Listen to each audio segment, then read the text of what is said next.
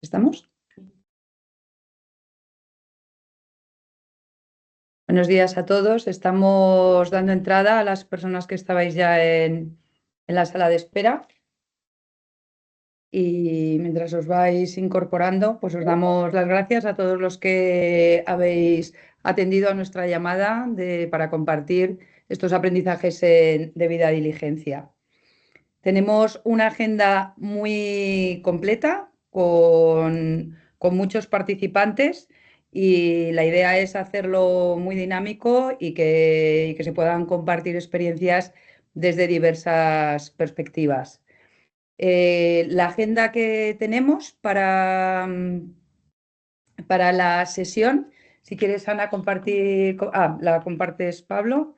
La agenda que tenemos para la sesión, pues empezará Pablo Soteras, socio de Conese, compartiendo los aprendizajes del Foro de Empresa y Derechos Humanos de Naciones Unidas, que se celebra todos los años en Ginebra, en noviembre, y al que asistimos uno de los objetivos de asistir es compartir estas lecciones aprendidas. Luego vamos a tener tres organizaciones empresariales, Molins, Celnex y la Fundación Seres, que nos van a compartir cómo están abordando desde diferentes enfoques la incorporación de la debida diligencia en su modelo de negocio. Luego contaremos muy brevemente el framework de debida diligencia en sostenibilidad que tenemos en Conese y que aplicamos en estos proyectos.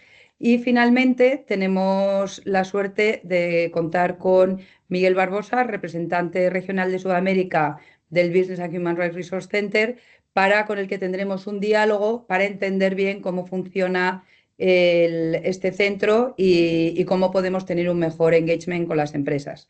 No he dicho que por parte de Molins tenemos a Ana Fombella, que es la responsable de ESG y sostenibilidad, y por parte de Celnex tenemos a Ana Villa, que es directora global de ESG. Por parte de Seres, a Beatriz Zamora, que es Project Manager y es la responsable del Laboratorio de Empresa y Derechos Humanos. Y a ver, os está poniendo Ana de la Fuente del equipo también de Conese ahora en el chat, que las preguntas que tengáis las ponéis por favor en el chat del Teams y las respondemos al final. Vamos a ser muy escrupulosos con el tiempo para tener este tiempo de respuestas. Y nada más, no quito más tiempo y doy la palabra a Pablo. Bueno, buenos días a todos y como ha dicho Begoña, os voy a presentar las principales conclusiones del Foro de Empresa y Derechos Humanos de este año. Entonces, para los que no conozcáis el Foro de Empresa y Derechos Humanos es un foro que se realiza en Ginebra todos los años y que nació para impulsar los principios rectores de empresa y derechos humanos.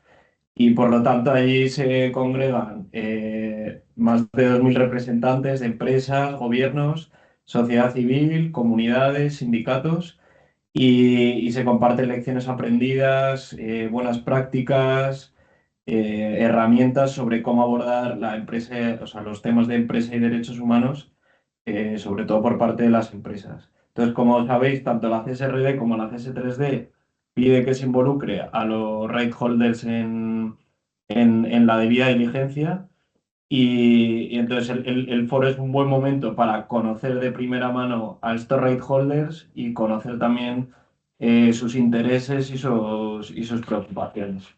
Entonces animamos a todos a ir el año que viene. Como principales aprendizajes os traemos 5. En azul os traemos una serie de aprendizajes más sobre cómo gestionar los temas de derechos humanos en las empresas. Y en la parte de morada son temas relevantes que están encontrando ahora las empresas, nuevos retos sobre derechos humanos.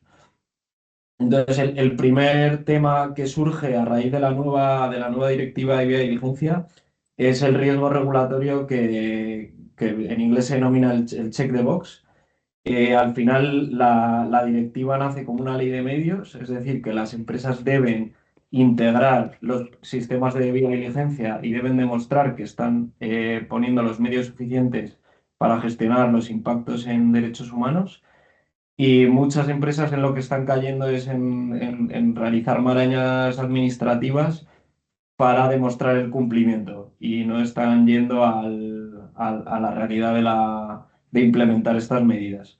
Por otro lado, otro de los temas relevantes que salieron allí es cómo el impulso de los mecanismos de acceso a la justicia están cayendo, o sea, están impulsando que las ONGs entren en los nuevos métodos y estén impulsando que por medio de acciones legislativas que las empresas em, intenten cambiar su comportamiento. Y vemos ya como muchas ONGs han denunciado a empresas en temas de cambio climático y se espera que con la nueva directiva de vía diligencia las ONGs también entren en este juego de litigaciones sobre asuntos de derechos humanos. Por otro lado, otro de los retos que surge a la hora de implementar la directiva es todo el tema relacionado con las cadenas de suministro y las cadenas de valor globales. Al final, las empresas que están obligadas a implementar esta directiva son empresas multinacionales que se encuentran a una serie de actores en todo el mundo. Y aquí hay que hacer especial hincapié en las pymes. Las pymes no son empresas que tengan la misma capacidad de actuación que lo que pueda tener una multinacional y por lo tanto hay que adaptar muy bien las obligaciones que le pide una multinacional a una pyme a la hora de implementar la debida diligencia. Y aquí tenemos una serie de herramientas que pondremos a vuestra disposición sobre que el gobierno alemán pues está ya empezando a trabajar con las pymes para que puedan cumplir con la directiva. Y por otro lado, no solo hay pymes en nuestra cadena de valor, también encontramos right holders, que los right holders son las personas que pueden verse afectadas, pueden ver sus derechos afectados por la actividad de la empresa. Como sabéis, tanto la CS3D como la CSRD obliga a las empresas a colaborar de manera activa y efectiva con estas partes interesadas. Es muy importante involucrar a las partes interesadas en todo el proceso y adaptarnos también a sus necesidades, porque no es lo mismo también las capacidades que tenemos nosotros como europeos a las que pueda tener una comunidad en un sitio de África, por ejemplo. Entonces tenemos que conocer muy bien la cultura, el lenguaje y saber relacionarnos con ellos de manera efectiva. Luego Miguel seguramente nos cuente más sobre estos temas. Y pasando a nuevos retos o nuevos temas relevantes que se están poniendo en la mesa de las empresas. El primero de ellos surge a través de la descarbonización. Como sabéis, pues se está impulsando que la industria empiece a descarbonizarse. Y esto al final lo que está ocurriendo es que muchas de las comunidades y muchos de los trabajadores que estaban relacionados con industrias más extractivas de petróleo o carbón se estén quedando atrás, se estén quedando sin trabajo y las empresas en algunos casos están desinvirtiendo de manera no responsable y también muchos gobiernos están empezando a descarbonizar sin tener en cuenta todas las empresas, todas las personas que trabajan en estas industrias. Y al final lo que hay que buscar es el concepto que surge de transición justa, que es que esta descarbonización sea una descarbonización teniendo en cuenta en el centro a las personas y que las personas al final tengan un papel importante y que todas estas comunidades puedan seguir avanzando y no se queden sin trabajo y sin un sustento de vida. Y por otro lado, el otro gran tema, que este lo vemos todos los días en los periódicos, que es el tema de la tecnología y sobre todo de la inteligencia artificial. Como vemos ahora, se están desarrollando una gran cantidad de soluciones de inteligencia artificial. En Estados Unidos y en China se está haciendo sin una regulación clara. Y aquí en Europa, pues se está impulsando que esa inteligencia artificial tenga en cuenta el posible riesgo que puede tener en las personas. Y por ello se impulsó este Act sobre la inteligencia artificial, que tiene un enfoque muy similar al que tiene la debida diligencia y está basado en riesgos sobre las personas. Entonces, bueno, como conclusiones, que las empresas deben intentar llevar los sistemas de vía diligencia a la acción, no quedarse en el check the box, o sea, que al final los sistemas sean reales, que el engagement con las partes interesadas sea efectivo y constructivo. Y esto no es por un tema de cumplimiento legislativo, sino porque este diálogo efectivo y constructivo al final a lo que lleva es una prevención de riesgos de manera efectiva. Y por último, que este vínculo entre derechos humanos y derechos ambientales es lo que se denomina transición justa y es hacia lo que debe avanzar una empresa en la descarbonización. Y nada, y con esto damos paso ya Sí. a Ana Fombella. Así que Ana, el... Muchas gracias, Pablo. Simplemente decir que os animamos a que asistáis al foro de Empresa y Derechos Humanos. Las empresas son muy bienvenidas porque tienen una voz muy importante. Es un sitio donde se puede dialogar, se puede compartir con agentes de sociedad civil, de organismos reguladores, financiadores, y es gratuito, es en noviembre. Os pasaremos en la presentación el link a la Oficina de Empresa y Derechos Humanos de Naciones Unidas para que quien quiera se apunte, y suele salir la convocatoria como en julio o agosto para noviembre.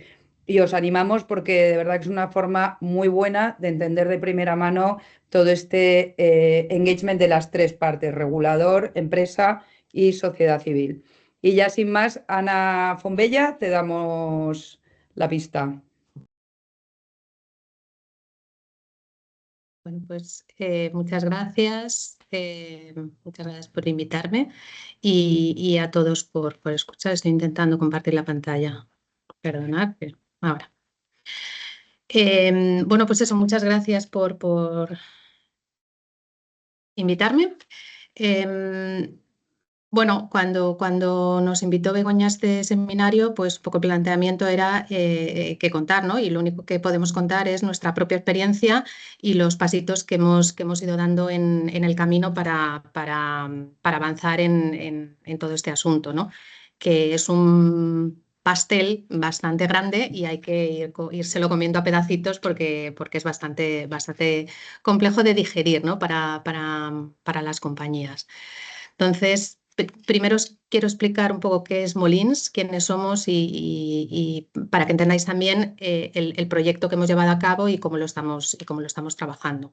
Entonces, este es nuestro propósito. Somos una empresa de materiales de construcción, damos soluciones de vivienda, soluciones de infraestructura y, por lo tanto, pues nuestro propósito es precisamente generar esas soluciones de construcción como un elemento indispensable para la calidad de vida de las personas, ¿no? Pero dentro de unos límites adecuados. Tenemos un negocio diversificado, es decir, se nos conoce fundamentalmente por el ámbito del cemento, pero trabajamos todas las soluciones de construcción, por lo tanto es un negocio muy diferente, son distintos negocios, ¿no?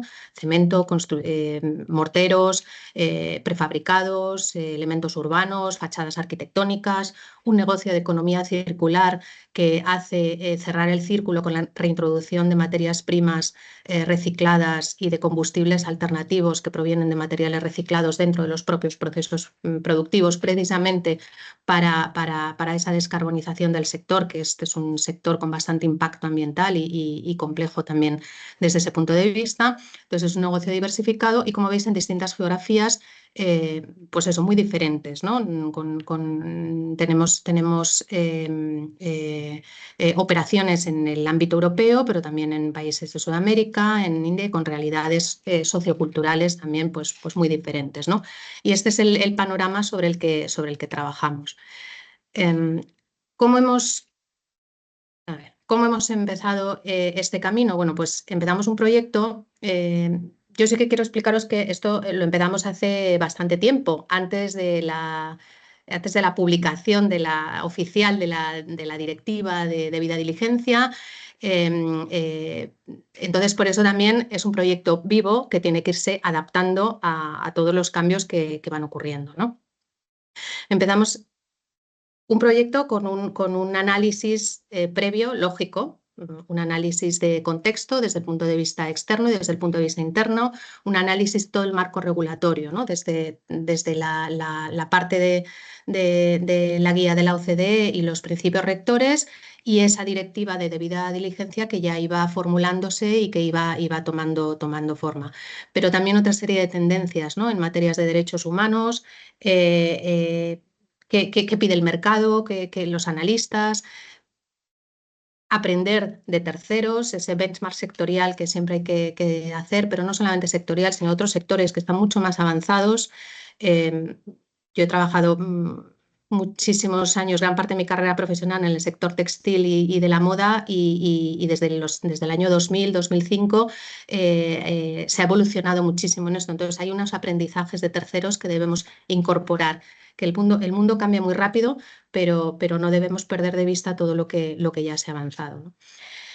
En segundo lugar, pues un gap análisis, esa palabra que está tan de moda ahora y estamos todos tan hartos, pero que al final pues hay que hacerlo, ¿no? El evaluar, oye, ¿cómo está mi compañía? ¿Qué procesos tengo ya implementados? ¿Qué cosas están hechas? Porque hay muchas, ¿no? El problema muchas veces es que no tenemos procedimentado y no tenemos estandarizado ni documentadas muchas cosas de las que la compañía hace, ¿no?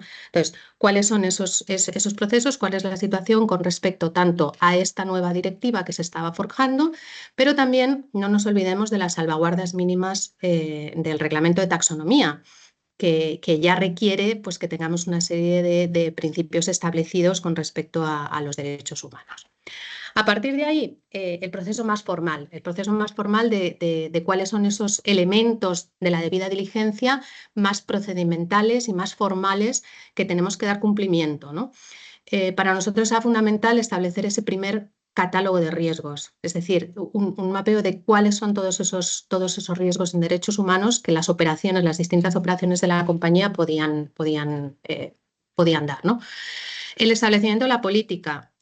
Molins ya tenía una política de derechos humanos, pero las reglas del juego evolucionan y cambian y por lo tanto hay que adaptar todos esos procedimientos a los nuevos requerimientos. Y un modelo de gobierno que al final no es más que estructurar, ¿no? Y poner cabeza y poner sentido y asignar distintas responsabilidades dentro de la organización. Pero todo esto es un poco la parte más teórica que al final lo que nos lleva es a generar cuál es esa hoja de ruta que tenemos que diseñar para trabajar, ¿no? Toda esta es la parte teórica, la parte más filosófica, ¿vale? Y ahora, ¿cómo implementamos esto en la compañía? Y ahí destaco los dos ejes fundamentales, ¿no? de todo el proyecto que tenemos en marcha, que es ese plan de acción, esa hoja de ruta. Nosotros hemos establecido una hoja de ruta 3 años, porque son procesos a largo plazo y sobre todo la formación. Hablamos en términos que muchas veces desde la compañía, desde los órganos de dirección, desde los propios negocios, no se entienden. Entonces, es preciso mucha labor de pedagogía dentro de la compañía para entender realmente el fin, ¿no? Un poco como decía antes Pablo, no se trata del check the box, sino que se trata de implementar procesos que sean útiles, ¿no? dentro de la compañía.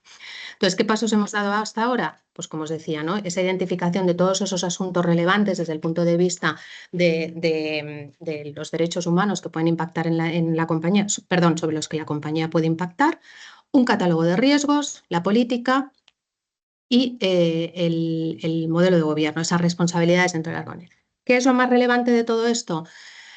El cambio para mí, como luego traigo, pues eso, aprendizajes, que es un poco el objetivo, ¿no?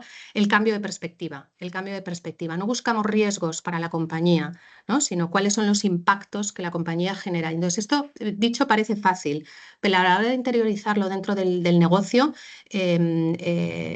no es que sea complejo, pero implica un cambio de perspectiva, ¿no? Entonces, eso es entender que buscamos los impactos sobre las personas y sobre el medio ambiente. Es un modelo de riesgos, pero desde otro punto de vista que no estamos acostumbrados en la compañía. Y el alcance de toda la cadena de valor, es decir, no solamente mis operaciones, sino todos los impactos que puedo generar, ¿no? Ese catálogo de riesgos, identificamos más de 50, fijaros que pongo riesgos, impactos, porque yo todavía no tengo muy claro cómo llamarlo, ¿no? Entonces, más de 50 potenciales riesgos e impactos y a partir de ahí es la base sobre la que podemos trabajar esos mapas de riesgo en cada negocio. Y ahí ya hay que llegar a nivel de despliegue de negocio, a nivel país, a nivel de operación, a la realidad, ¿no? Es decir, marco teórico y ahora cómo lo implementamos hacia abajo. Ese análisis de riesgos o impactos desde todos los puntos de vista de nuestras operaciones, o sea, tenemos bueno, pues, operaciones de extracción de materiales, fabricación, distribución, tenemos operaciones más corporativas, tenemos socios comerciales. Entonces, cuando os explicaba, pues no todas las operaciones son negocio propio, sino que tenemos empresas participadas, cómo es la relación y la responsabilidad con respecto a esas participadas. O sea, hay mucho análisis que hacer al principio, ¿no? Y desde luego por Railholder, ¿dónde estamos impactando, ¿no? ¿En cuáles son esos Railholders sobre los que realmente nuestra operación está teniendo una incidencia, ¿no? Cómo impactamos sobre las comunidades locales, en donde tenemos operaciones, pues, por ejemplo, de grandes instalaciones, ¿no?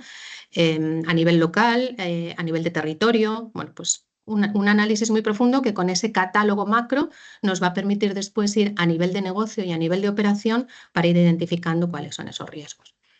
Y nuestro plan de acción es bastante detallado, pero puedo resumir aquí, estas son las prioridades, ¿no? que sí que me gustaría compartirlo con vosotros. ¿Qué hemos hecho? Bueno, pues primero elevar todo esto al Consejo. No solamente para la aprobación formal de la política de debida diligencia, todavía se llaman derechos humanos porque la hicimos en el 2023 y todavía no estaba la debida diligencia en sostenibilidad, pero bueno, al final el marco es el mismo, ¿no? Entonces, elevar eso al Consejo es el primer paso para esa comprensión que os decía, ¿no? Esa interiorización dentro del negocio. Y la aprobación de la hoja de ruta, es decir, cuál es nuestro plan, qué vamos a hacer para adecuar nuestro negocio. A partir de ahí tenemos un proceso de formación dentro del comité de dirección. Como veis, empezamos de arriba hacia abajo porque es el negocio desde donde se tienen que gestionar todos los impactos y los riesgos, pero la conceptualización y el impulso desde arriba. Y hace falta formación, creo que es fundamental. El año pasado, en el 24, impartimos unas sesiones de formación súper prácticas y súper efectivas, con un feedback buenísimo por parte de todas las áreas corporativas que participaron, ¿no? Porque, insisto, a veces no solamente los términos, sino los conceptos y el fin. Al final no se trata de cumplir, sino se trata del por qué y el para qué. Entonces, esa formación fue fundamental, ¿no? para poder rodar el proyecto. Adecuar todas las políticas y todos los procesos corporativos internos de una manera más formalizada y hacer esa identificación y esa evaluación de riesgos en las operaciones. Esto es complicado, esto en el papel parece muy fácil, ¿no? Pero no, realizar esto es bastante complejo. Empezamos por, a la hora de revisar todos los mapas de riesgos de los negocios con cada uno de los negocios y cada una de las operaciones, empezar a introducir estos conceptos y empezar a introducir estos nuevos criterios, ¿no?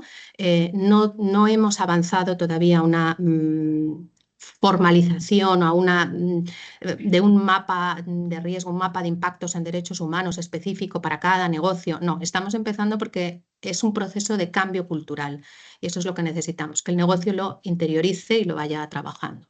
¿Qué tenemos previsto? Pues ahora hay que desplegar todo esto en los negocios, nos tenemos que coordinar con nuestras participadas, porque como os decía, bueno, pues una cosa es las operaciones que se gestionan directamente, sobre el que tienes el control operacional, aquellas instalaciones sobre las que no tienes el control, pero tienes influencia y cómo gestionarlo, ¿no? Bueno, pues coordinar todo eso, por supuesto, hacer una profunda evaluación de la cadena de valor y cuáles son los impactos de la cadena en estas áreas, y formación, extender la formación. Yo en esto creo que es la palanca que nos va a permitir que realmente se dé ese cambio cultural. Como me han dicho que sea breve, vamos para mí, ¿cuáles son los aprendizajes de este proceso? Que como digo, es un proceso, o sea, tenemos un plan a 3 años y un plan que va cambiando, ¿eh? Lo vamos adaptando sobre la marcha de todas esas, pues no sé, creo que eran 35 o 38 líneas, no me acuerdo, de objetivos concretos, de actuaciones concretas a realizar, pues hay que ir adaptándose según evoluciona la realidad, la regulación, y según vamos aprendiendo también, ¿no? Entonces es un aprendizaje y hay que irse adaptando.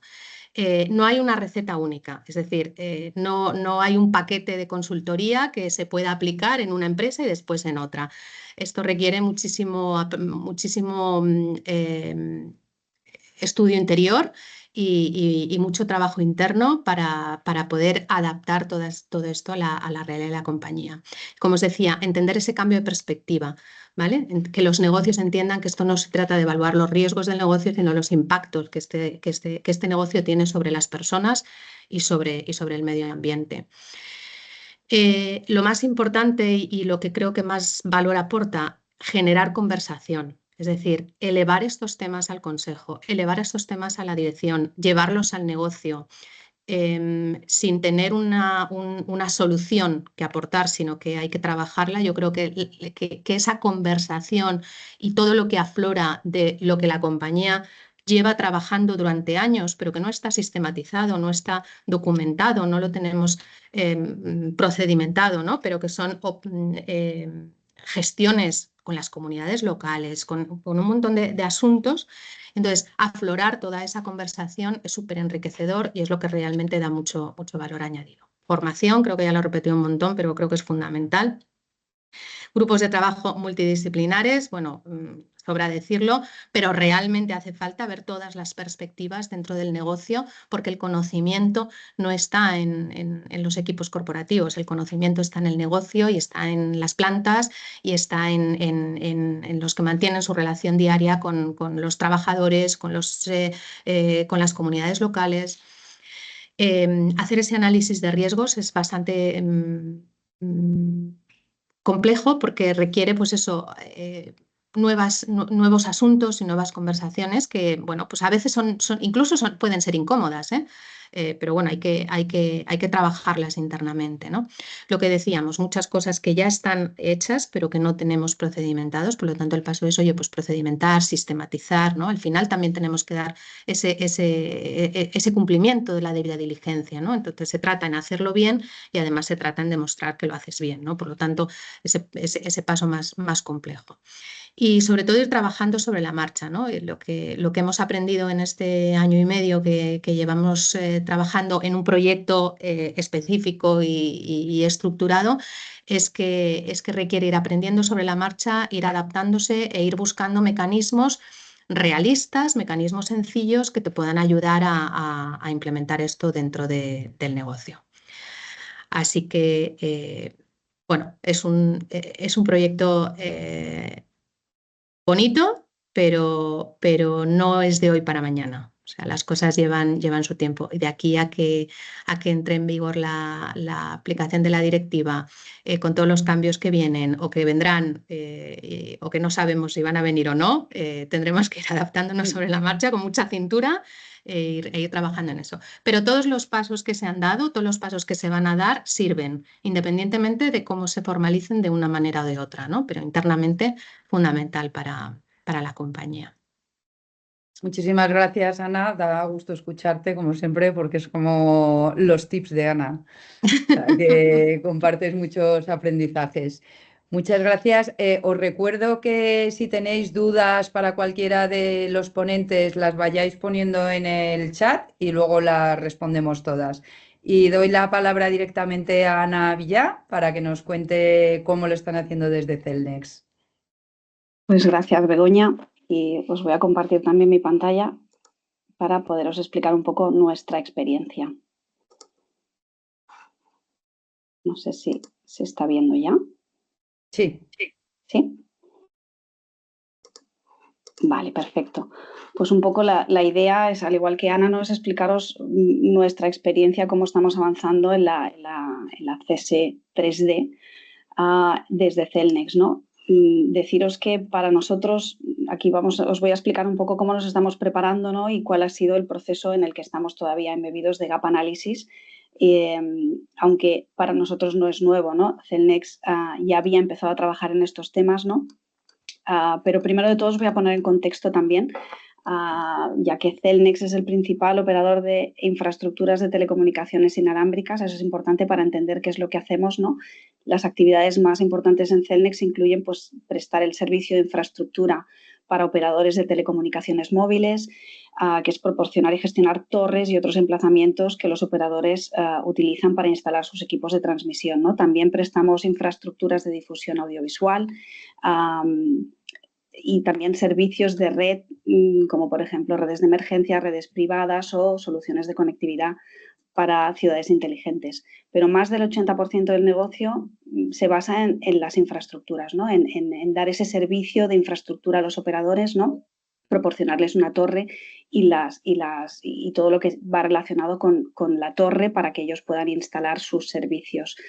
Estamos operando en Europa, principalmente en Europa, en países como España, Italia, Francia, Reino Unido, entre otros Polonia, ¿no? Con una cartera de más de 125.000 emplazamientos. Eso para poneros un poco en contexto, ¿no? ¿Qué es lo que estamos haciendo ahora? Pues estamos llevando a cabo un gap análisis, no lo hemos finalizado todavía, estamos en ello. Hemos hecho la primera parte, que sería lo que aquí veis como 1 y 2, ¿no? Análisis del contexto de Cellnex y del sector, análisis específico, y estamos preparando los próximos pasos, ¿no?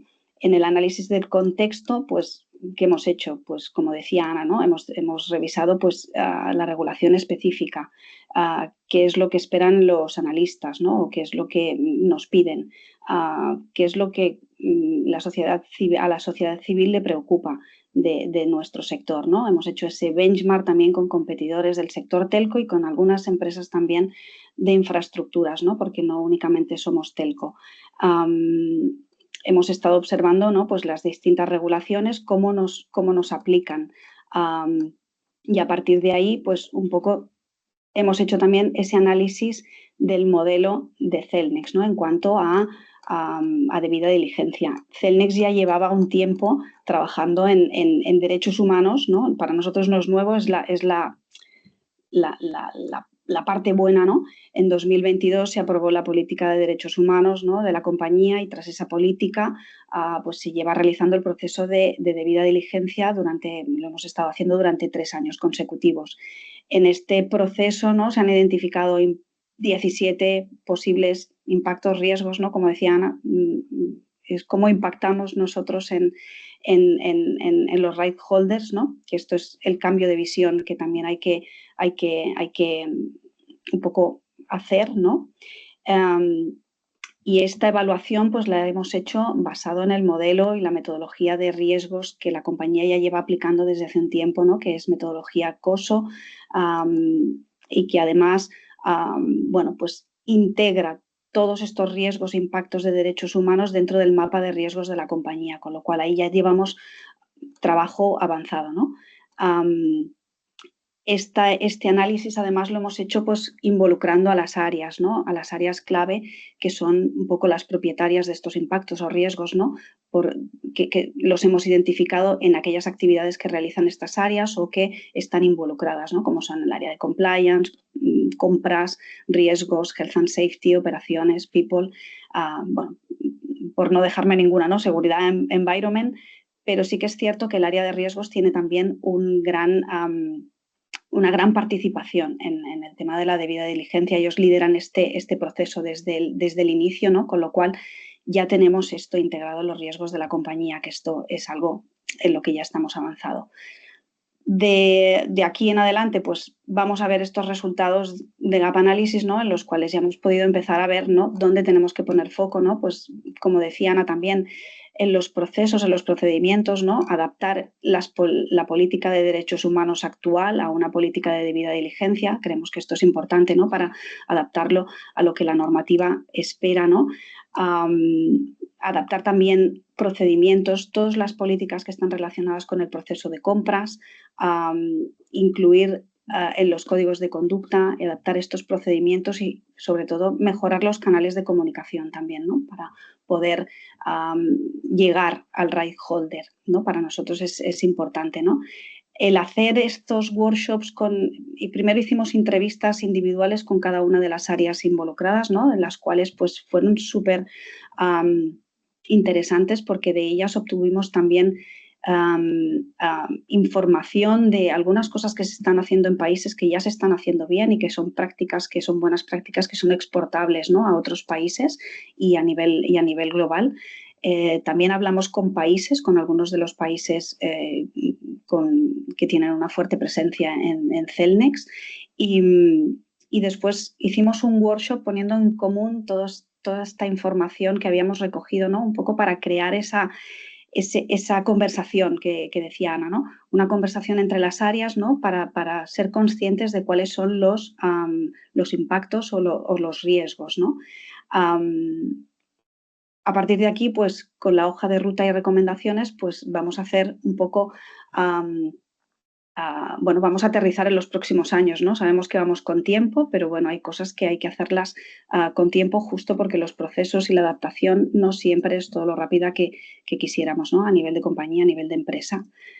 Entonces, aquí también por daros un poco nuestra experiencia, ¿no? Cuáles son las lecciones aprendidas en nuestra experiencia en este gap análisis y en este camino. Tenemos claro que ya contamos con elementos clave en materia de derechos humanos porque no es nuevo para nosotros, ya venimos haciendo la debida diligencia desde hace tiempo y con la CS3D pues lo que tenemos ahora es una oportunidad y tenemos una guía también y una pauta, ¿no? Para seguir mejorando y expandiendo pues esa capacidad en las distintas áreas, ¿no? de poner controles, de medir, de poner un poco el procedimiento, integrar en los procedimientos la mirada de los derechos humanos, ¿no? Y como lecciones aprendidas, pues bueno, decir pues que los riesgos, como ya os he dicho, ¿no? Ya los teníamos en el mapa de riesgos de compañía, con lo cual no partimos de cero, partimos ya de una situación ya de cierta madurez, ¿no? Sí que es cierto que nos queda trabajo por hacer, pero ya no empezamos de cero.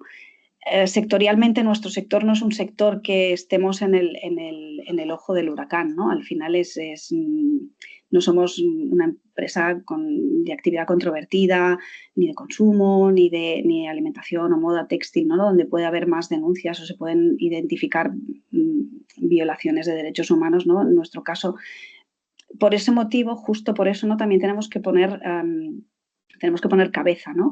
En aquello que estamos identificando, ¿no?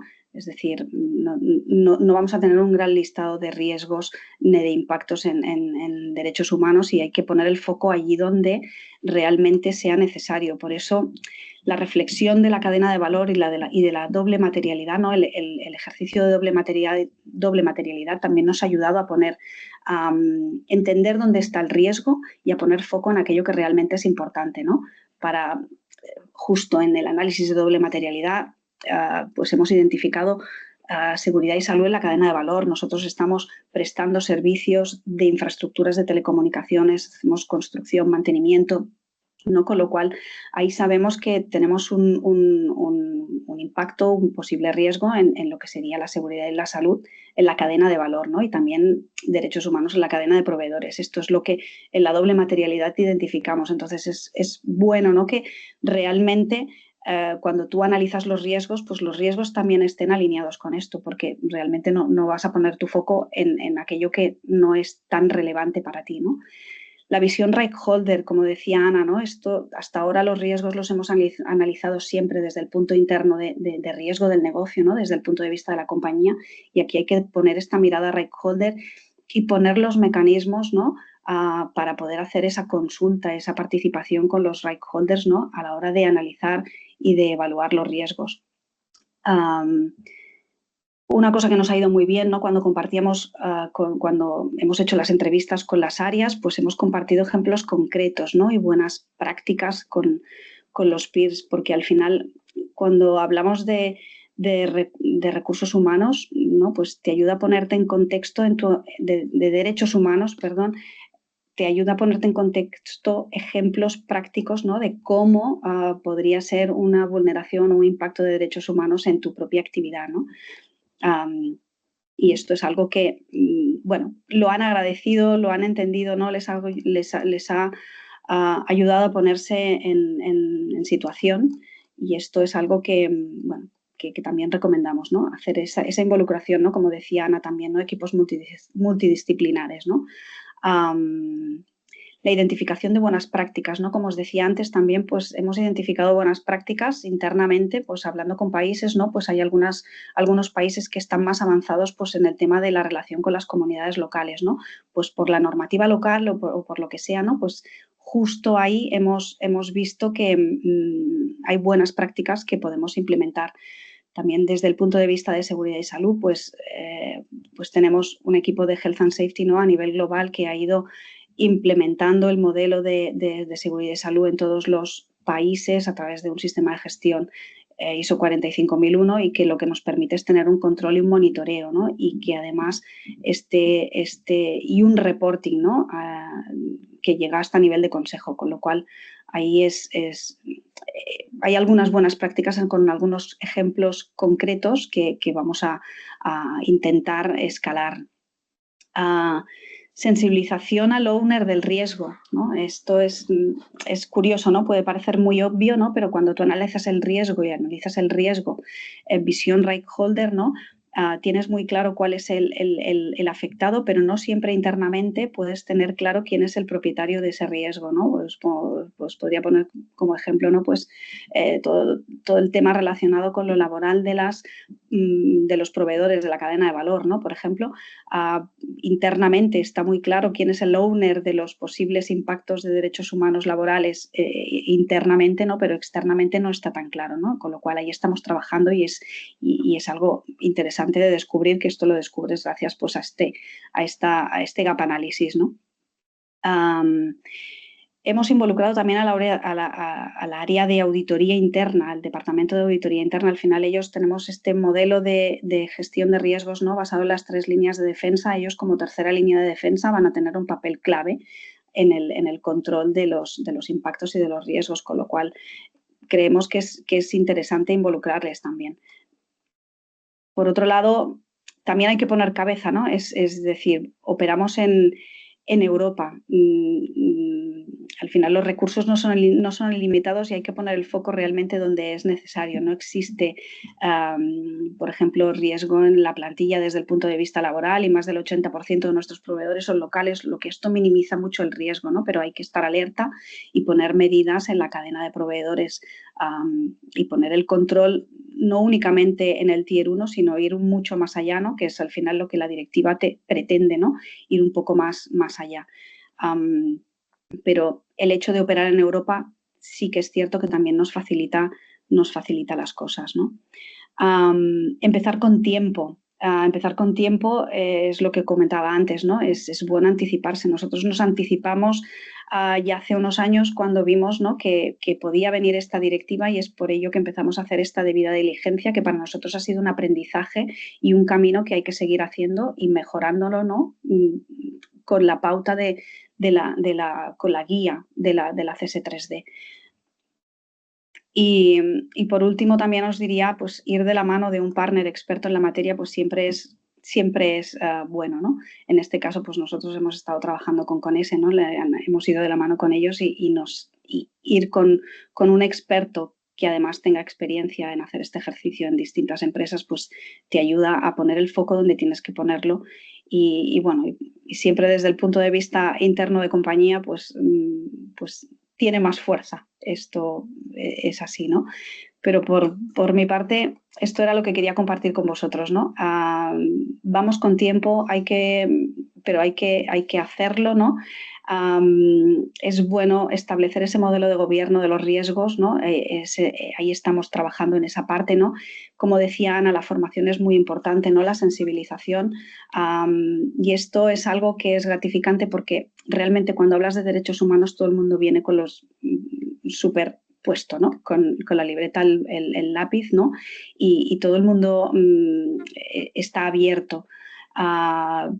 pero bueno, poniendo cabeza, como decíamos, ¿no? Sin perder el foco, ¿no? Y teniendo en cuenta pues cuál es nuestra actividad, dónde estamos operando, dónde está nuestro riesgo, ¿no? Y cuál es la visión del stakeholder. Y por mi parte eso sería todo. Muchísimas gracias, Ana. La verdad es que es un lujo poder escucharos. Y vuelvo a insistir en el tema de las preguntas, que es una suerte tener a estas personas para que os puedan responder dudas que tengáis o que os puedan surgir alrededor de la jornada. Damos la palabra a Beatriz Zamora para que nos dé otra perspectiva, que es la del Laboratorio de Empresa y Derechos Humanos SERES. Muchas gracias, Bea. Nada, gracias a vosotros y bueno, encantada de estar compartiendo este espacio con todos vosotros y de compartir nuestro trabajo desde Fundación SERES en materia de debida diligencia y de derechos humanos. No sé si estáis viendo mi pantalla. Perfecto. ¿Sí? Vale, genial, estupendo. Bueno, lo primero de todo, para aquellos que no nos conozcáis, Fundación SERES somos un movimiento que llevamos más de 15 años trabajando de la mano de más de 140 empresas, muchas de ellas del grueso del IBEX 35, por integrar esa dimensión social en la estrategia empresarial, con el fin de promover modelos de negocio que sean responsables y que sean sostenibles. Para nosotros, la debida diligencia no es solamente una cuestión estratégica, ¿no? Una prioridad estratégica, sino que realmente lo vemos como una oportunidad y una gran herramienta para que las empresas se conviertan en esos agentes, ¿no? de cambio que realmente puedan contribuir de manera activa y positiva en la mejora de la sociedad. Y con este convencimiento y con esta idea arrancamos en 2018 de la mano de CANESE el Labs de Derechos Humanos, un espacio de encuentro entre empresas de diferentes sectores en donde compartir conocimiento, en donde compartir tendencias y también retos y aprendizajes. Todo ello, ¿no? en un espacio seguro y constructivo. Al final, el objetivo ha sido, a lo largo de estos años, acompañar a las empresas, ¿no? hacia una gestión más madura de los derechos humanos, con el fin pues, de ayudarles a anticiparse, ¿no? a estas exigencias del marco regulatorio, pero sobre todo pues, a mitigar riesgos y ayudarlas a gestionar de manera proactiva los mismos y de alguna manera a posicionarse como empresas referentes en sostenibilidad y en responsabilidad social. Todo ello ha implicado también un cambio, ¿no? de mindset, ¿no? Como han comentado anteriormente también Celnex y Molins. Al final, esto significa pasar de un enfoque de compliance y de mero cumplimiento regulatorio a realmente adoptar un enfoque transformador que permita, ¿no? De alguna manera integrar los derechos humanos en la estrategia de las compañías para gestionarlos de manera más responsable. ¿Cuál es nuestra manera de trabajar, ¿no? en estos espacios? Pues traemos la parte de conocimiento, acercamos esa parte de las tendencias, esa parte más teórica y luego siempre incluimos esa parte de dinámica, esa parte práctica, de alguna manera que permita aterrizar todos esos conceptos y todo ese conocimiento al día a día de las compañías. Y la verdad es que a lo largo de estos 6 años hemos conseguido contar con expertos, contar con la administración pública y contar también con empresas, ¿no? que han compartido su experiencia y que nos han permitido enriquecer este debate, pero también inspirarnos a la hora de co-crear soluciones. ¿Cómo se ha traducido eso en nuestra trayectoria y qué patas hemos ido trabajando a lo largo de estos años? Como comentaba, hemos ido aterrizando y acercando esa parte de tendencias, acercando esos grandes temas que se compartían, por ejemplo, como ha compartido antes Pablo, en el Foro de Naciones Unidas sobre empresas y derechos humanos. Hemos acercado las novedades regulatorias, hemos vivido a lo largo de estos años un terremoto, ¿no?, de cambios a nivel de los marcos regulatorios con la CIS3D, con la CIS-RD, y hemos buscado traducir o de alguna manera acercar cuáles son las implicaciones de estas normativas al día a día de las empresas y cómo también ver las oportunidades que ofrece. Por supuesto, hemos trabajado las diferentes fases del proceso de debida diligencia con las compañías. Hemos ido recorriendo esas diferentes fases para de alguna manera ayudar a integrar los derechos humanos en la estrategia, pero también en los sistemas de gestión de riesgos. Y, por supuesto, hemos ofrecido ese espacio para compartir de esa parte también más de inspiración, ¿no?, con esas buenas prácticas, donde también hemos buscado llevar nuestro expertise al trabajar, ¿no?, en el día a día con las compañías y también a través de proyectos especiales para inspirar al resto de las compañías de la red SEREC al diseño, ¿no?, de soluciones y que les permitan una gestión de los derechos humanos más eficaz. Con todo ello, ¿qué hemos conseguido a lo largo de estos años? Hemos conseguido desarrollar un lenguaje común. Es una cosa, ¿no?, que hemos mencionado hoy y que realmente era uno de los grandes retos que nos encontrábamos al principio. Establecer esta base en la que todas las diferentes áreas de las empresas se entiendan.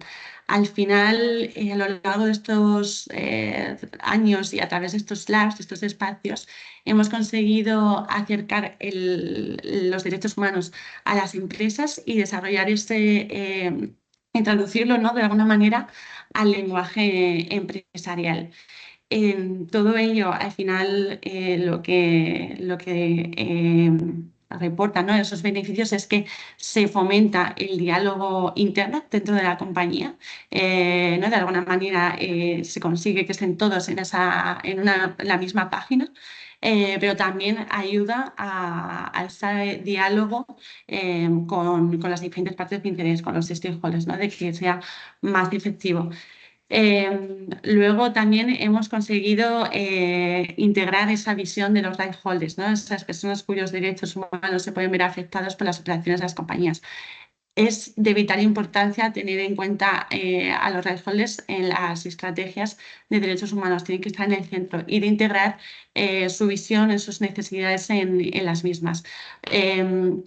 Por ello, siempre a través de estos dos labs hemos buscado, a través de ejercicios prácticos, fomentar pues, la identificación de los right holders en las cadenas de valor, cuáles son esos asuntos primordiales y, por supuesto, promover también el establecimiento de canales de comunicación que sean efectivos para que realmente haya una involucración de los right holders con las empresas, ¿no?, en estos marcos de diálogo. Esto sin duda es importante porque al final nos permite, por supuesto, mitigar riesgos, pero también generar confianza con otras partes de interés, también dar más legitimidad a las acciones empresariales. Otra pata que hemos trabajado en los labs en línea con la debida diligencia son las cadenas de valor, ¿no?, fomentando siempre este enfoque de responsabilidad. Como sabemos, la debida diligencia pide, ¿no?, ampliar ese foco de ir más allá, ¿no?, de la cadena de suministro, y hemos trabajado con la red SERES en esa identificación de los puntos críticos que pueden aparecer a lo largo de las cadenas de valor, con el fin también de adelantarse a posibles riesgos y de fomentar unas soluciones proactivas que realmente permitan gestionar el riesgo, ¿no? No hacer solamente ese check-in de voz que comentábamos al principio, sino realmente actuar de manera responsable y conseguir también esa acción más efectiva. Y por último, una cuestión que es primordial y que es que los derechos humanos, esta estrategia de derechos humanos tiene que contar también con un liderazgo fuerte. La gestión de los derechos humanos tiene que ser algo que permea toda la organización. Para ello se necesita el compromiso de la alta dirección y por ello siempre apostamos porque los derechos humanos se integren en la estrategia de la compañía, es decir, que no sea una acción aislada o un plan, sino que al final la debida diligencia lo que requiere es un sistema de revisión continuo, la puesta en marcha de diversos procesos que se interrelacionan entre sí. Para ello necesitamos ese compromiso, ¿no? desde los niveles más altos de las empresas. Y más allá de estos labs, de manera paralela, creemos que es importante contar con las herramientas que realmente nos permitan poner en marcha, ¿no? esta debida diligencia y hacerlo de manera eficaz. Para ello hemos desarrollado una herramienta de evaluación para que las compañías puedan saber en qué punto se encuentran en cuanto a la gestión de derechos humanos.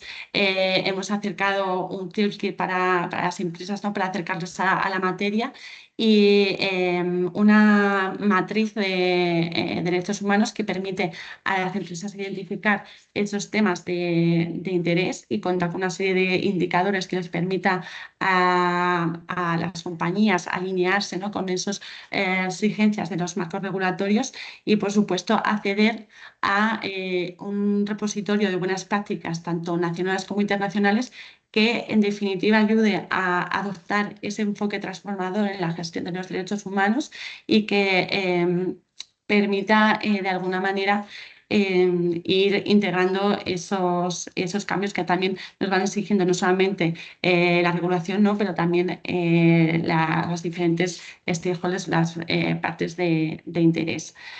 Con todo ello, simplemente para finalizar, bueno, a lo largo de este camino hemos extraído muchas lecciones, ¿no? de la mano de las compañías y que bueno, me gustaría también compartir con vosotros. La colaboración es la gestión de la debida diligencia, como comentaba, tiene que permear a toda la empresa, tiene que contar con la colaboración de socios externos, ¿no? de partners, con el fin de que realmente podamos llevar a cabo una debida diligencia eficaz, una gestión de los derechos humanos eficaz. La anticipación. No hay que esperar a que venga la normativa, sino que realmente tenemos que ver, tenemos que conseguir adelantarnos a los cambios en los marcos regulatorios y para conseguir una gestión más eficaz de los riesgos, por supuesto, y también para posicionarnos, ¿no? Tenemos que verlo también como esa oportunidad de ser líderes en esta materia. La transversalidad, ¿no? de la gestión de los derechos humanos, hay que involucrar a las diferentes áreas, tiene que... esto no es un asunto, ¿no? que solamente competa al área de sostenibilidad o de compras o de compliance, sino que realmente tiene que contar con todas las áreas de la empresa. La formación es de crucial importancia. Formarse y sobre todo aprovechar todo ese conocimiento que tiene la propia compañía sobre las operaciones, los riesgos, para realmente capacitar al equipo y aprovecharlo para generar estas capacidades. Y simplemente cerrar, ¿no? que os invito a conocer más de la Fundación Seres, a tener, ¿no? a aprovechar estos espacios de conocimiento donde os damos herramientas, os damos esa parte, ¿no? también de inspiración y os acercamos a buenas prácticas para implementar una conducta, ¿no? empresarial más responsable. También a conocer, por supuesto, nuestros proyectos especiales, que al final también trabajamos, ¿no? a medida con esas necesidades más concretas que podéis tener las compañías para ayudaros en este camino de la gestión de los derechos humanos y de la debida diligencia. Así que nada, con eso doy por terminada mi exposición. Muchísimas gracias, Bea, y enhorabuena por el trabajo que lleva haciendo Seres, además adelantándose muchos años a este marco regulatorio. Yo le voy a dedicar, pues estamos deseando ya escuchar a Miguel, pero le voy a dedicar menos del tiempo que me toca, que son 10 minutos, en 5 minutos contaros cómo estamos abordando desde con estos proyectos de debida diligencia, con un framework que hemos desarrollado, teniendo un framework que integra, pues desde los principios rectores, que como sabemos están ya incorporados absolutamente en la guía de la OCDE de debida diligencia, pero también la directiva los recoge de una manera muy fiel. Entonces, un framework que recoge la directiva de debida diligencia, los principios, la guía, pero que también tiene el enfoque, nos han hablado antes, nos hablaba Ana de COSO, el enfoque de gestión de riesgos de COSO y la metodología y las iniciativas del Dennis Institute, que como sabéis es pues, la organización de referencia en materia de herramientas de derechos humanos.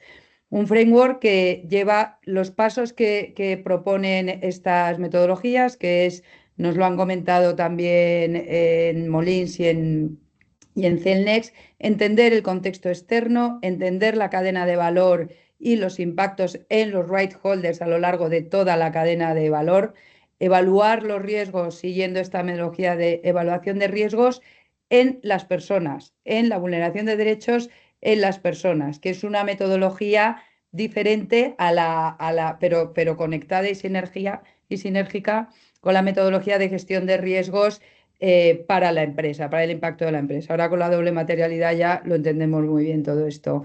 Cómo identificar controles, cómo establecer controles para los riesgos identificados y planes de actuación para aquellos riesgos donde haya un gap análisis entre el riesgo inherente y el riesgo residual después de haber establecido estos controles. La metodología, os damos así un vistazo de algunas de sus etapas, no vamos a entrar ahora en detalle en todo. La cadena de valor hay que entenderla muy bien. Hablábamos antes de estas conversaciones que se tiene con el negocio en las conversaciones con ellos y a la hora de identificar esos impactos, el pintar la cadena y pintar desde diseño de producto, como nos dice la CS3D, que luego viene toda la etapa de extracción de materias primas, cuando las haya, y hasta uso y fin de vida de producto, aunque la directiva no lo pida, la empresa lo tiene que identificar los riesgos que pueda tener en esa etapa. Entonces, pintarlo para comprenderlo, pero luego es verdad que al framework hay que llevarlo en un formato más analítico para poder seguir trabajando con ellos, con los riesgos identificados en un formato ya de evaluación para después priorizar. Aquí simplemente hacer el link con la CSRD. Cuando hablamos de impactos en derechos humanos, si tenemos aquí todo el modelo de materialidad de impacto, materialidad financiera, positivo, negativo, riesgo, oportunidad, en debida diligencia en derechos humanos nos estamos enfocando en identificar y evaluar impactos negativos.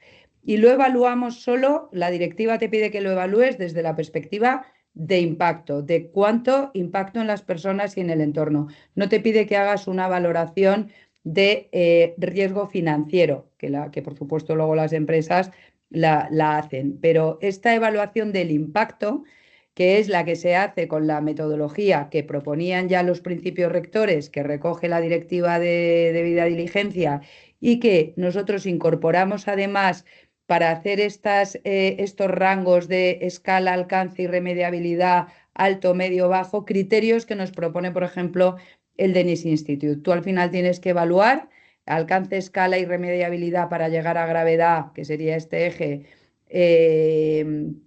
de manera inherente, la probabilidad, que sería este otro eje, y ahí se ve una criticidad inherente, que luego con los controles pasará a ser una criticidad residual. Y a partir de ahí, pues establecen esas hojas de ruta que nos comentaban tanto Ana como Ana, las dos Anas, Ana al cuadrado. ¿Y qué os compartimos como mensaje principal? Es importantísimo tener un framework y que este framework, lo hemos visto en estas dos exposiciones, esté ligado al mapa de riesgos y al framework que utilizan las áreas de riesgos, porque al final este es un riesgo que tiene dos valoraciones, la de impacto y la financiera. Entonces, esto no vive de manera aislada en la organización, en un departamento de derechos humanos o de sostenibilidad o de ESG. Tiene que vivir en el área de riesgos y en la matriz de riesgos, y tiene que estar, cuando decimos estos modelos de gobierno, en estos modelos de gobierno de las 3 líneas de defensa, riesgos es clave. Entonces, son proyectos en los que es fundamental que esté involucrada el área de, o sea, otras áreas, seguro, compliance, compras, todos estos risk owners que decíamos, estos forman parte de, es un proyecto absolutamente transversal en la organización. Entonces, el framework, importantísimo, tener un buen modelo, tenerlo muy bien armado. Si veis en vuestras áreas de riesgos de vuestras empresas, estos mapas de riesgos están absolutamente cuantificados. O sea, hay un modelo de esto que es COSO. Entonces, COSO está aquí dentro y hay que tenerlo.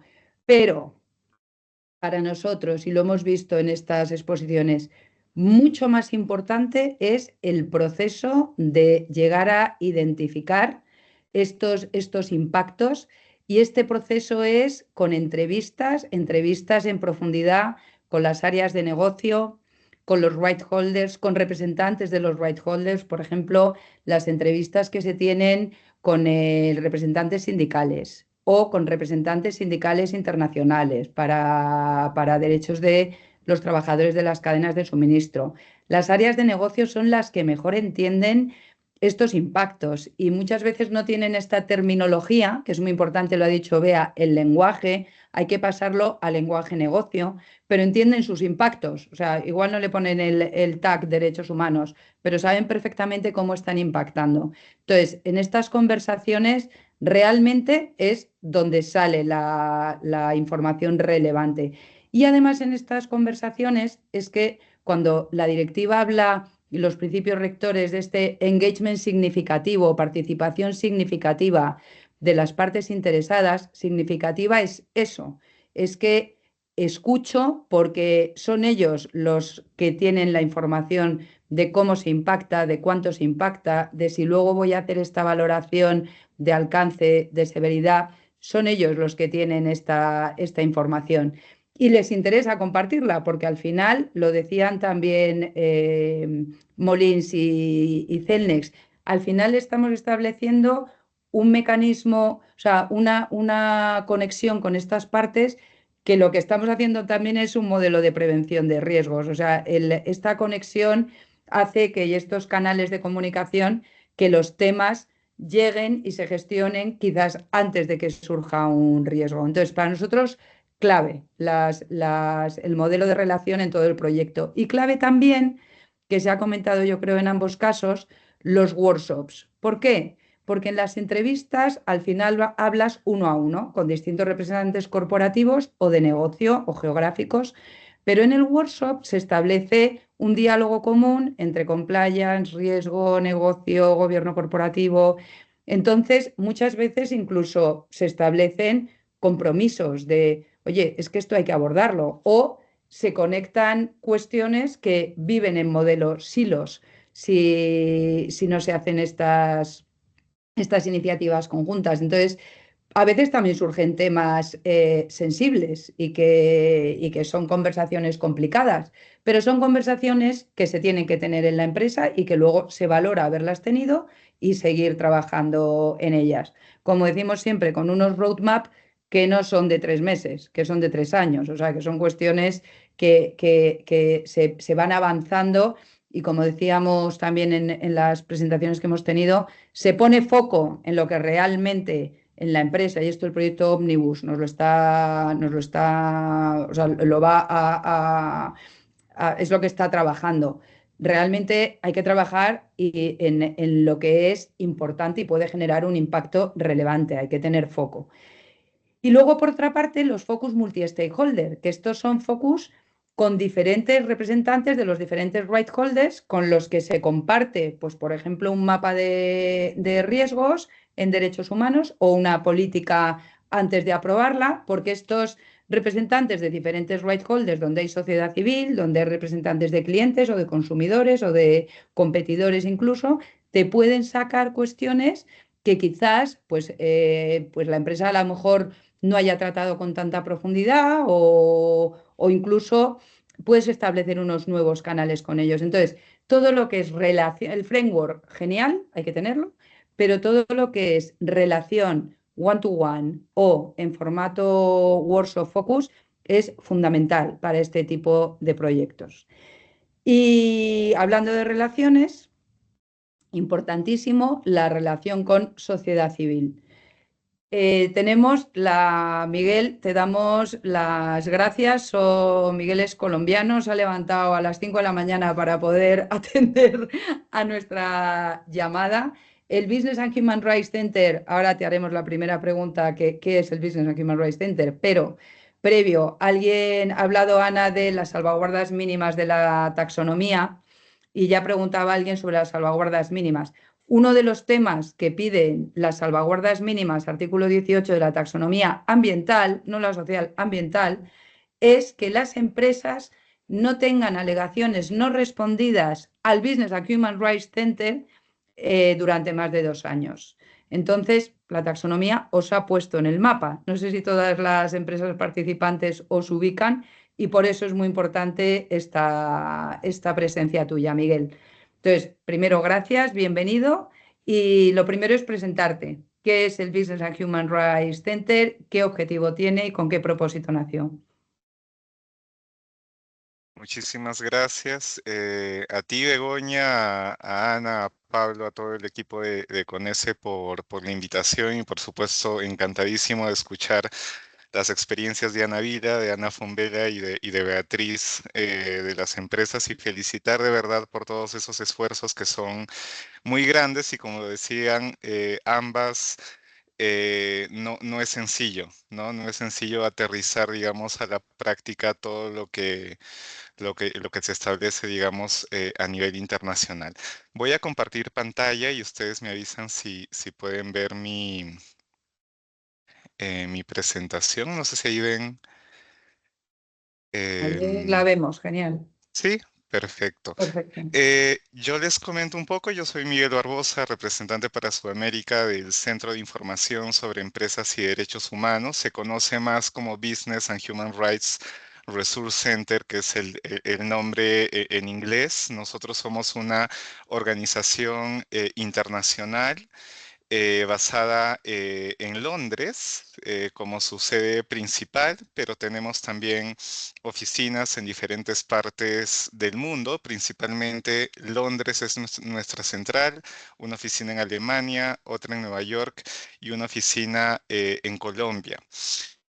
Pero somos más de 70 personas dedicadas a la promoción de los derechos humanos y estamos en varios países del mundo, en Alemania, Australia, Brasil, bueno, ahí ustedes pueden ver todos los países en los cuales tenemos representación y en un momento más también cuando les muestre la página web del Centro de Información, ustedes también van a poder conocer a los representantes que si bien es cierto son alemanes, pues están encargados también geográficamente de Europa y por supuesto pues de España. Pero nosotros tenemos 3 pilares de trabajo. Uno de ellos es el fortalecimiento de la responsabilidad corporativa. Es decir, nosotros ayudamos a poder transparentar información sobre algunos impactos sobre empresas y derechos humanos, pero por el otro lado también apoyamos a las empresas en proporcionar información sobre estos impactos reportados principalmente por sociedad civil. Nuestro segundo eje es construir transparencia corporativa. Como bien dice el nombre, somos un centro de información. Por lo tanto, para nosotros es esencial poder hacer democrática la información y para ello nosotros publicamos toda esta información de más de 10.000 empresas en más de 180 países en nuestro sitio a través de diferentes mecanismos, como los voy a mencionar más adelante, informes, un mecanismo de respuesta empresarial y por supuesto también algunos monitores de información ya más estadística sobre personas defensoras de derechos humanos, minerales críticos para la transición y transición Y el tercer eje es empoderar a las personas defensoras de derechos humanos. Tenemos un área específica también sobre este tema, como un área sobre recursos naturales, un área sobre tecnología y derechos humanos, y también sobre derechos laborales, que seguramente también con mayor tiempo y me pongo a disposición de ustedes, podemos conversar más ampliamente. Begoña, no sé ¿Vale? si... Sí, A ver. fenomenal. Sí, o sea, el rol de la organización lo tenemos claro. ¿Cómo funciona en lo que tiene que ver con alegaciones de sociedad civil, de organizaciones de la sociedad civil? ¿Cómo llegan las Ujú. alegaciones o sea, de lo que vemos público, como estas alegaciones que nos estás mostrando, cómo llegan, qué procesos seguís para hacerlas públicas y cómo la empresa, y ahí me paro, cómo llegan. Luego ya preguntamos qué hace la empresa.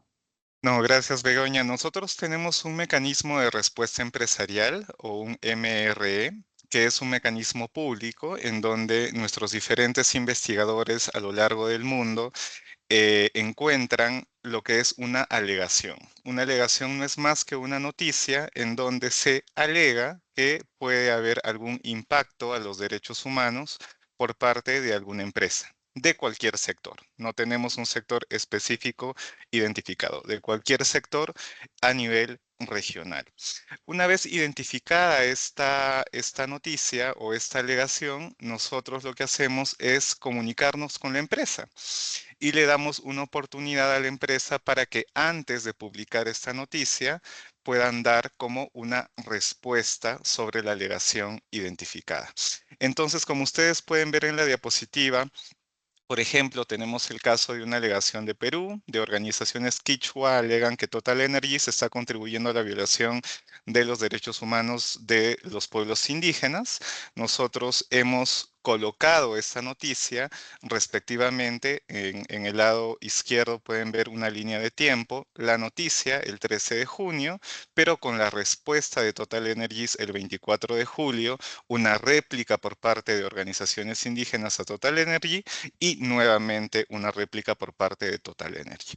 Lo que tratamos nosotros de hacer es colocar la información tanto de sociedad civil como de la empresa casi a la par para que también no haya algún tipo de confusión sobre el rol del centro de información en beneficio de algún actor o alguna actora. Tenemos algunos límites. ¿Y cuáles son estos límites? Nosotros no colocamos información pública cuando hay un proceso judicial seguido contra una empresa. Esto por un tema de mantener en reserva esa información para impedir, digamos, el entorpecimiento del proceso, etcétera, que pueda perjudicar a alguna de las partes involucradas en este proceso. Entonces, todo lo que nosotros hacemos con este mecanismo de respuesta empresarial está en nuestro sitio web. No todas las alegaciones están incluidas dentro del mecanismo de respuesta empresarial. Hay algunas noticias que también colgamos, como por ejemplo alguna victoria sobre algún proceso judicial, algunos avances también corporativos que existen en el tema de debida diligencia o en cualquiera de los parámetros respectivos sobre empresas y derechos humanos, las colocamos en nuestro boletín semanal de información. Por ejemplo, ahorita estamos preparando al día de hoy todas las noticias para el boletín de la semana entrante. Generalmente nosotros hacemos un corte de la información al miércoles anterior a la semana que se va a publicar el boletín semanal y si no se han inscrito, pues por supuesto, bien invitadas e invitados a poder inscribirse y ver nuestros boletines regionales. Genial. Entonces, a las empresas lo que les preocupa es cómo llega o sea, el Business and Human Rights Center se pone en contacto con la empresa, pero la empresa muchas veces no se entera, porque el contacto, ahora la pregunta es, ¿cómo conseguís ese contacto? O sea, ¿cómo decidís a quién contactar? Entonces, y luego ya ahí tiene que ver también, que te preguntaré después, con la organización que tiene el centro, que yo creo que eso es lo más importante de cara a las empresas que nos están escuchando. Entonces, primero, Así es. ¿cómo se consigue el contacto? ¿Cómo llegáis a la empresa? Perfecto. Ese es un aspecto muy importante que nosotros batallamos todos los días y es un llamado también a todas las empresas para que puedan hacer un poco más visible, digamos, la información de contacto. Nos han contactado muchas empresas en donde nos dicen, no me había enterado que me habían enviado una comunicación para que yo pueda responder. Y es que nosotros hacemos una investigación manual con la información que está disponible en los sitios web de las empresas y muchas veces está info arroba, por poner un ejemplo, molin.com.es, ¿no? Entonces yo mando la información a Molin, a Ana Fombella y eventualmente Ana me escribe posteriormente porque pues coincidimos en algún espacio como el foro en Ginebra y me dice nunca me llegó esa información. Entonces es importante que la información de contacto de las personas encargadas de sostenibilidad o de empresas y derechos humanos en sus respectivas organizaciones puedan hacer explícita esta información para evitar que eventualmente pues nosotros pongamos en esta línea de tiempo que la empresa no contestó. Ese no es ningún impedimento, Begoña, para que ustedes posteriormente digan en una comunicación no teníamos esta información a la mano, pero estamos ahora dando respuesta a esta alegación, por más de que sea el tiempo que haya pasado, ¿no? Eso no va a impedir que eventualmente en esta línea de tiempo se coloque que la empresa no respondió, pero es un muy buen indicio que posteriormente la empresa pueda dar como una réplica o respuesta. Yo voy a parar un poco acá la presentación para mostrarles dónde ustedes pueden encontrar al equipo del Centro de Información sobre Empresas y Derechos Humanos. Voy a mostrarles brevemente cómo ustedes ingresan y, por ejemplo, pueden identificar al representante del Centro de Información o a los investigadores, perdón, del Centro de Información en, eh, en la página web. No sé si ustedes pueden ver ahí mi Sí, pantalla, perdón, perfecto. tantas pestañas abiertas Sí, sí, todavía. sí. Pero ustedes ingresan a la página del Centro de Información, van a la sección acerca de nosotros y van a encontrar una subpestaña que es Meet the Team, ¿no? Conoce al equipo. Y ahí ustedes van a encontrar toda la composición del Centro de Información. Nosotros estamos divididos principalmente en dos ramas. Tenemos a las oficinas temáticas, derechos laborales, recursos naturales, tecnología de información, personas defensoras, que son las que se encargan de hacer investigación temática sobre la información que las oficinas regionales realizamos. Y por otro lado, tenemos a las oficinas regionales, las que estamos encargadas de hacer estas investigaciones sobre las alegaciones, conducir el mecanismo de respuesta empresarial y también brindar información a los monitores que tenemos sobre personas defensoras, minerales críticos y energías renovables. Por ejemplo, tenemos al equipo de África y Middle East, tenemos al equipo de Américas, aquí estamos, por ejemplo, todas y todos los que trabajamos. La única foto que falta es la mía, no es por ningún tema personal, sino que por alguna razón no aparece. Y tenemos en Europa eh, a dos personas alemanas que están encargadas del monitoreo, incluyendo España, ¿no? Por ejemplo, en Western Europe tenemos a Belle Benkendorf de Alemania y a Johannes Blankenbach. Ellos son, digamos, quienes monitorean también información de España y que si eventualmente hay alguna alegación a alguna empresa española, de alguna de las empresas que están acompañándonos el día de hoy, pues ellos serían los que les enviarían a ustedes este mecanismo de respuesta empresarial. Si es una alegación de una empresa española que tiene sede en Sudamérica, pues la persona responsable de ese mecanismo de respuesta empresarial podría estar a mi cargo, ¿no? Como representante de Sudamérica. Claro que eso, Miguel, es lo que nos comentan algunas empresas, que por ejemplo, si una empresa tiene operaciones en Turquía y hay una alegación en Turquía, la persona del Business Center se intenta poner en contacto con la empresa en Turquía y a lo mejor le llega el email a un comercial de allí que no le da importancia y entonces, ¿qué es lo que comentabas antes? Que el caso de Ana Fontbellá es ficticio. Lo dejo aquí claro, que no intento contactar y no era ella, pero que sí que puede pasar eso. Entonces, primera recomendación, entiendo que sería que las empresas dejen muy claro en su web quién es la persona de contacto para cuestiones de derechos humanos. Así es, en contacto y sobre todo la persona, el representante que se va a poner en contacto con ustedes en caso que haya una alegación, va a ser dónde se han producido los hechos. Y ahí hay Claro. un ejemplo clarísimo, recibimos una alegación de una defensora indígena en Perú por hechos que eventualmente estaban involucrando a una empresa de la banca estadounidense, pero los hechos se produjeron en Perú. Por lo tanto, quien ha manejado el mecanismo de respuesta empresarial ha sido Perú y no nuestra representante en Estados Unidos y Norteamérica. Fenomenal. Miguel, otra pregunta que le surge a todas las empresas es, ¿quién hay detrás del Business and Human Rights Center? ¿Cómo se financia este centro? Sí, nosotros somos una organización que no recibe fondos estatales, no recibe fondos de empresas. Nosotros estamos financiados y buscamos financiamiento directamente de diferentes organizaciones internacionales que ven el tema de empresas y derechos humanos.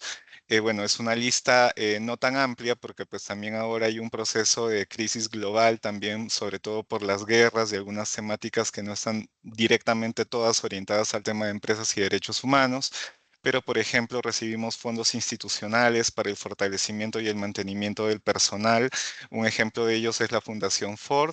Y cada uno de los representantes regionales tenemos una labor también de fundraising, que es buscar fondos para poder desarrollar o alimentar algunos proyectos específicos sobre personas defensoras o transición energética, que es uno de los puntos principales que actualmente estamos trabajando, ¿no? Ahí tenemos el apoyo de algunas fundaciones, si bien con algún tema o asunto de fondos públicos alemanes, pero por ejemplo la Fundación Heinrich Böll, pero que trabajan de forma independiente, o la Fundación Konrad Adenauer.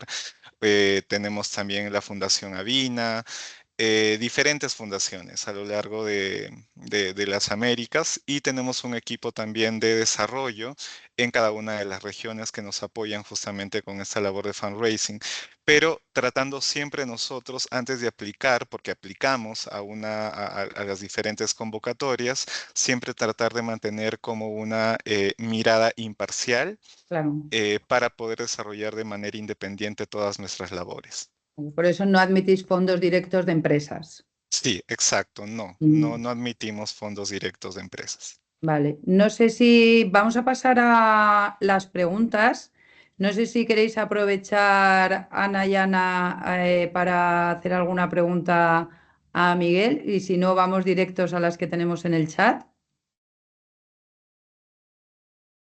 Yo creo que clarísimo, o sea, que lo importante es tener el contacto y la comunicación directa, ¿no? Para que fluya cualquier incidente.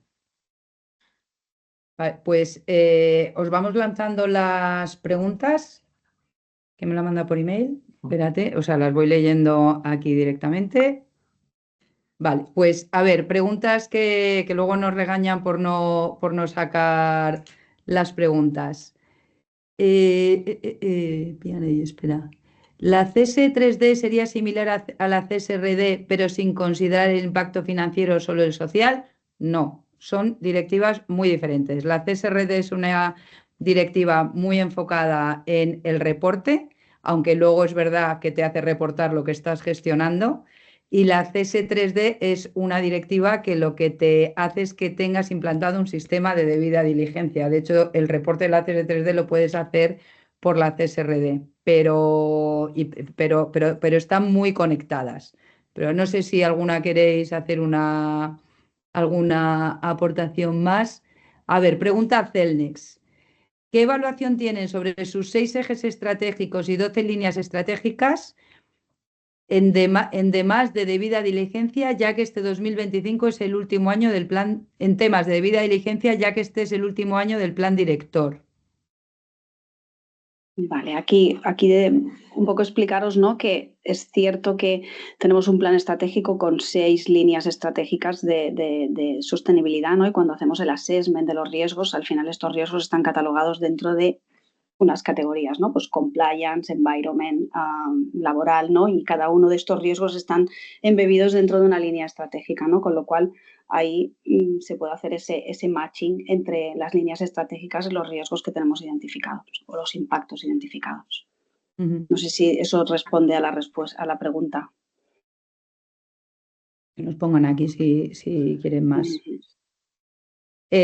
Ana Fombella, ¿cómo se ha unificado como Grupo Molins las salvaguardas mínimas si en diferentes países la edad legal mínima de empleo es diferente? Por ejemplo, en la India es a los 14 años. Bueno, pues este es un claro ejemplo del proceso de identificación de los riesgos, priorización, aterrizarlo a cada operación concreta y a cada geografía concreta, ¿no?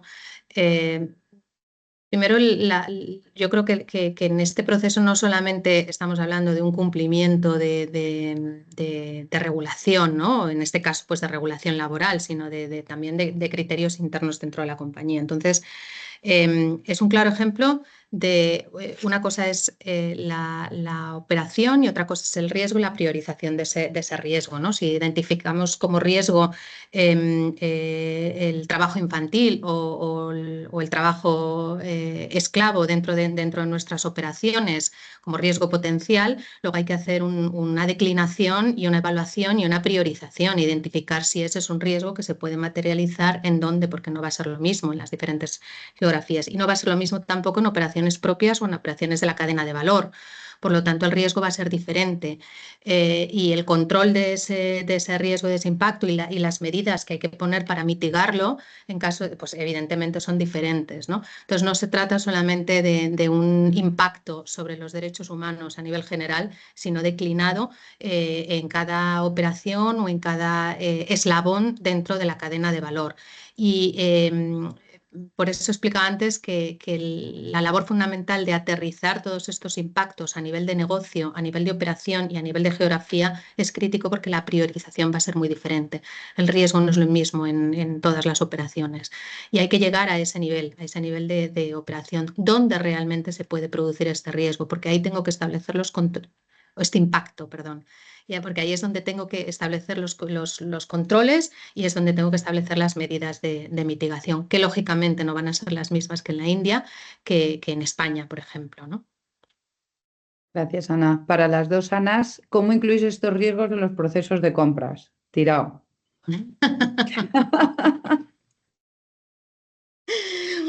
Pues con mucho cariño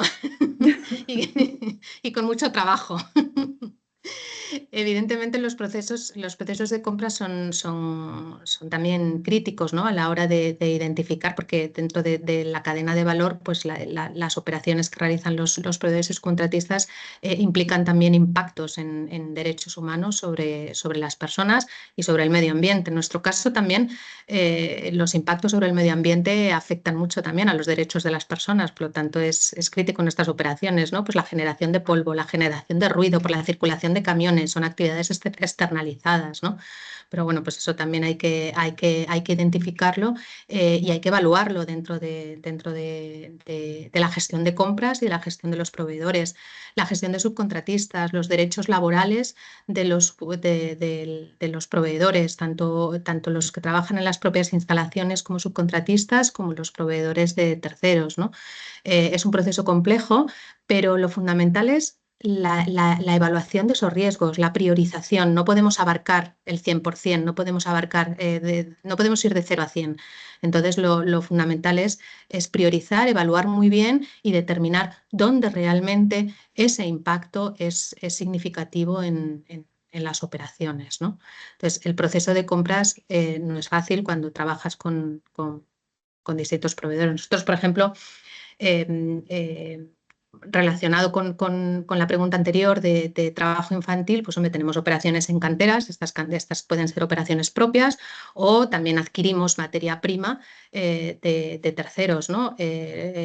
Cuando tú lo adquieres de terceros los riesgos son diferentes, pero bueno, evalúas, oye, no es una operación, aunque sean actividades mineras, pues no requiere mano de obra manual intensiva, sino que se realiza pues son operaciones especializadas, con maquinaria pesada, o sea, no tienes y no identificas ese riesgo, o sí, y en función de la geografía y en función de la operación, pues va a ser diferente.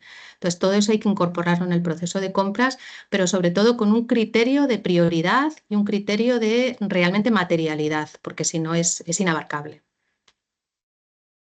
Y aquí por añadir también un poco con cariño, como decía Ana, y con sensibilización, con mucha sensibilización al área compradora también, ¿no? Porque con el área de compras tenemos una estrecha relación, empezamos a implementar una matriz de riesgos ya hace un par de años, ¿no? En las compras, ¿no? Identificando en cada una de las compras cuándo realmente existe un riesgo, ¿no? Por poneros un ejemplo, pues si es un proveedor de construcción y se van a hacer trabajos de riesgo en prevención de riesgos laborales, pues ahí ya se ponen los controles necesarios, ¿no? Y esto pues también priorizando, como decía Ana, ¿no? Para aquellos proveedores más críticos, ¿no? Los identificados como más críticos. Y después también estamos trabajando en la identificación, en la generación de criterios ESG o criterios de sostenibilidad que incluye también derechos humanos, ¿no? Cuando pues hay un proceso de licitación o cualquier inicio de una compra, ¿no? Pero no es fácil, ¿eh? No es fácil y requiere de sensibilización dentro de la compañía, principalmente al área compradora también para que sean conscientes, ¿no? Que hay que implementar estos procesos en las compras. Vale, y ya que estamos fuera de tiempo, cerramos con una pregunta para Miguel, que es ¿cómo pueden las empresas tener una mayor relación, un mayor engagement con el centro? Nosotros estamos siempre muy abiertos a poder, por ejemplo, a las empresas brindarles información. Toda la información es pública, pero muchas de ellas también nos han abordado para darles algún tipo de estadística respecto al funcionamiento, por ejemplo, de alguna empresa en algún país, del mismo sector. También poder visibilizar las buenas prácticas de algunas empresas. También es una parte muy importante dentro del marco que estamos viendo de la transición energética justa y rápida, no solamente levantar información que pueda mejorar o que pueda externalizar, digamos, algunos aspectos más sociales, pero también las buenas prácticas, que es como el eslabón que siempre tiene que estar ligado al tema de empresas desde nuestra experiencia. Y sobre todo también invitarles a utilizar los monitores que tenemos desde el centro. Tenemos un monitor de minerales críticos para la transición en donde ustedes pueden buscar por mineral y por empresa cuál es el nivel de comportamiento de cada una de las empresas. Tenemos un monitor de transición energética también, de energía eólica, hidráulica y solar, y uno también sobre personas defensoras. Y por supuesto, cualquier tema también vinculado a empresas y derechos humanos, sostenibilidad y medio ambiente, siempre van a poder encontrar en el centro de información también a un aliado importante para poder seguir avanzando en esta agenda como lo hace con con Begoña, con Ana y con Pablo. Muchísimas gracias, Miguel. Tenemos que cerrar ya. Os damos las gracias a todos. La verdad que para nosotros ha sido un lujo poder compartir esta hora y media un poco larga con todos vosotros y esperamos a los asistentes que os haya resultado interesante. Muchas gracias a todos, en especial a Miguel por el madrugón que le hemos hecho quedarse. Nos vemos en la próxima. Muchas gracias. Gracias. Gracias. Gracias.